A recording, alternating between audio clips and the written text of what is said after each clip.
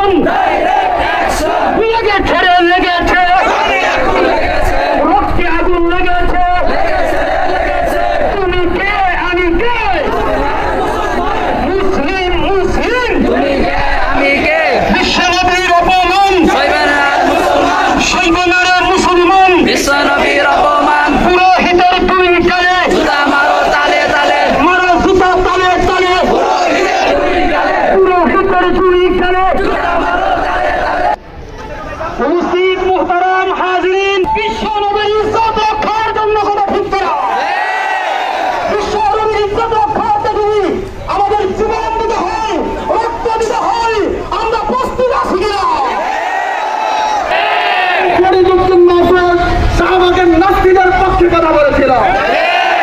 এই ফরিদউদ্দিন মাসুদ যেহেতু নাস্তিকদের পক্ষে কথা বলেছিল, আমরা জানি নাস্তিকদের পক্ষপাতিত্ব করলে সেও নাস্তিক হয়ে যায়, কাফেরদের পক্ষে কথা বললে সেও কাফের হয়ে যায়।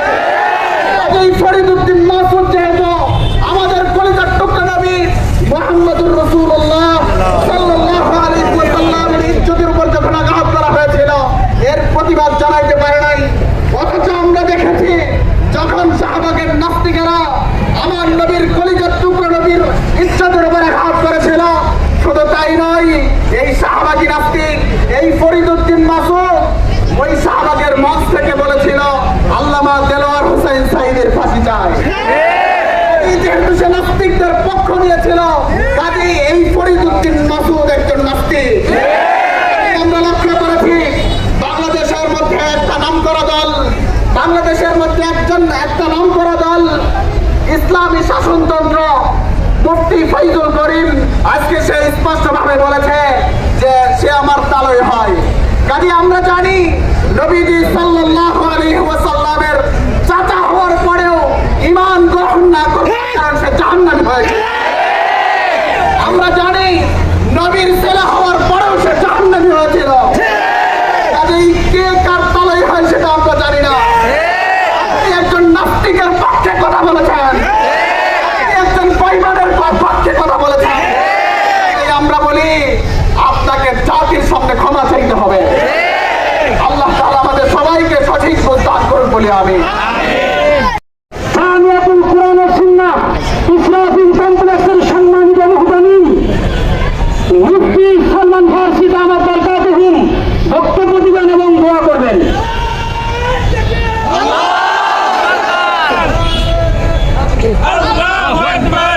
السلام عليكم ورحمة الله وبركاته. بسم الله الرحمن الرحيم. النبي أولى بالمؤمنين من أنفسهم. صدق الله العظيم. সম্মানিত তাওহীদি জনতা, আমরা এখানে আজকে একত্রিত হয়েছি জুমার নামাজের পর পরই খাবার দাবার বাদ দিয়ে এখানে চলে আসছি।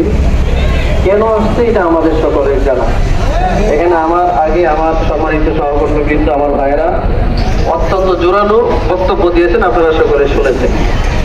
আসলে ঘটনাটা যেটা ঘটছে এটা আপনারা অনেকেই হয়তো জানেন না। সাধারণত ঘটনাটা গত আগস্টে ভারতের এক হিন্দু পুরোহিত, মানে হিন্দু ঠাকুর আছে না, ঠাকুর, এই ঠাকুর মুহাম্মদুর রাসূলুল্লাহ সাল্লাল্লাহু আলাইহি ওয়াসাল্লামের চরিত্র নিয়ে খুব বেশি বাজে মন্তব্য করে, নোংরা মন্তব্য, যেটা শোনার মতো ধৈর্য পৃথিবীর কোন ইমানদারের নাই।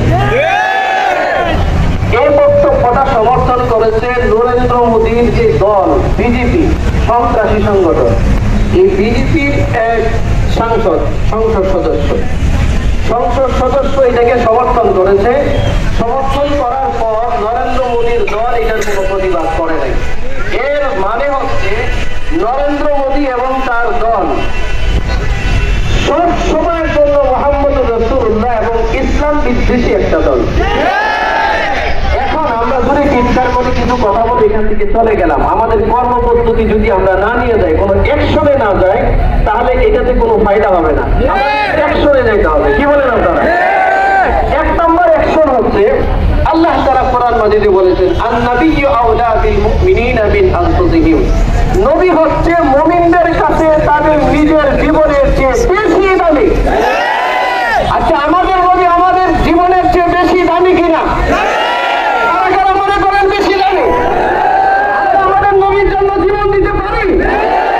আমার নবীর জন্য পরিবার থাকতে পারবো? আমার নবীর জন্য বাড়ি থাকতে পারবো? আমার নবীর জন্য নিত্য পণ্যগুলো যে ইন্ডিয়া আমাদেরকে খায়, এগুলো থাকতে পারবো কিনা? সবচেয়ে বড় প্রতিবাদ। আমরা এই মুহূর্তে ইন্ডিয়া যেতে পারতেছি না। আমরা এই কিছু মানুষের কথা ইন্ডিয়া শুনবে না, কিন্তু সারা পৃথিবীর মুসলমানরা যেভাবে জেগে উঠেছে, আমাদের এই চেহারাগুলো ইন্ডিয়ার নরেন্দ্র মোদী না শুনলেও, দেখলেও না শুনলেও, ইসলামী সরকার এত আলম সবুজ গম্বুজের নিচে বসে বসে আমাদের চেহারাগুলো দেখতেছে। সম্মানিত হাজরিন, আমাদের অ্যাকশন হলো, আমাদের এই মুহূর্তে যেটা জরুরি দরকার, আমরা সবাই নবীকে ভালোবাসি, মহব্বত করি, সব ঠিক আছে। আমরা, আমাদের বন্ধুরা বলেছেন ইন্ডিয়া এই সমস্ত কাজগুলো ধারাবাহিকভাবে চালিয়ে নিয়ে আসতেছে, আমাদেরকে ধারাবাহিকভাবে গাজওয়াতুল হিন্দের দিকে ডাকছে।